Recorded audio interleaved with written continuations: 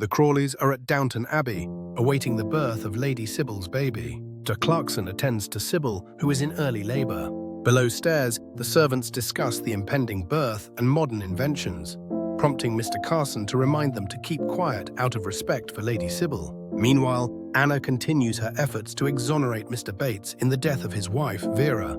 After discovering a neighbor, Mrs. Bartlett, saw Vera alive on the day she supposedly committed suicide and had dough under her nails, suggesting that she had prepared a pie shortly before her death. Violet visits Cora, offering a position at Downton to Ethel, a former prostitute, as a maid, which Cora hesitantly agrees to. Mary and Matthew inspect their estate, noting the disrepair of many cottages and farmlands, leading Matthew to express concern about their finances and suggest they invest more to help their tenants. At dinner, Robert and Cora discuss Sybil's impending labor and the choice of doctor, and Mary and Edith express concern about childbirth and knowledge, while Robert tries to placate them. Later, Matthew confides in Sir Philip about his concerns regarding his fertility due to a war injury. Anna informs Robert about Mrs. Bartlett's statement regarding Vera, leading Robert to promise to contact their lawyer to investigate.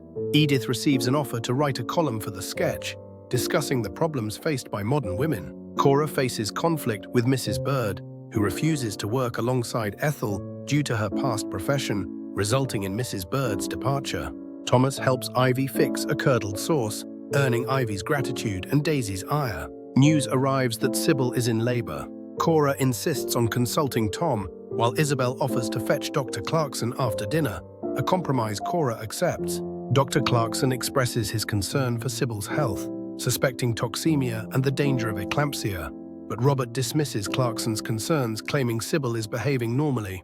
In the kitchen, Ethel becomes frantic after dropping a kidney soufflé. The other Crawleys become alarmed as Sybil cries out in pain. Mrs. Hughes informs Mr. Carson of Mrs. Bird's letter, which details her departure from Mrs. Crawley's service because Mrs. Crawley has hired a prostitute to manage her house. Later, Robert forbids the ladies of Downton from visiting Mrs. Crawley's house on any pretext due to her new employee. Dr. Clarkson then informs the Crawleys about a potential problem with Sybil. Robert insists on deferring to Sir Philip's authority and refuses to move her to a hospital.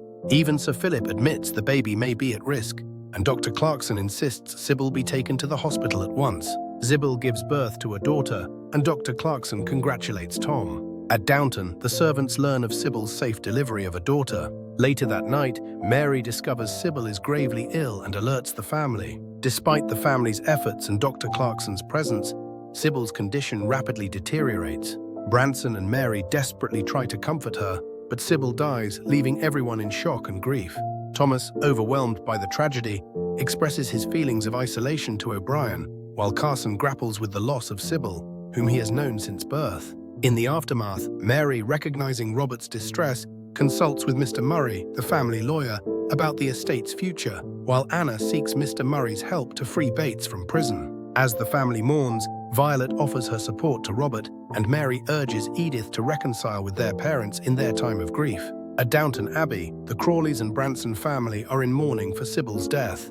Tom is upstairs, overcome with grief and wanting to be alone. Mary declares she will write to Dr. Clarkson, believing Sybil would still be alive if they had listened to him instead of Sir Philip and Robert. Robert dismisses this idea, but Violet recognizes that in times of tragedy, people seek someone to blame, often themselves.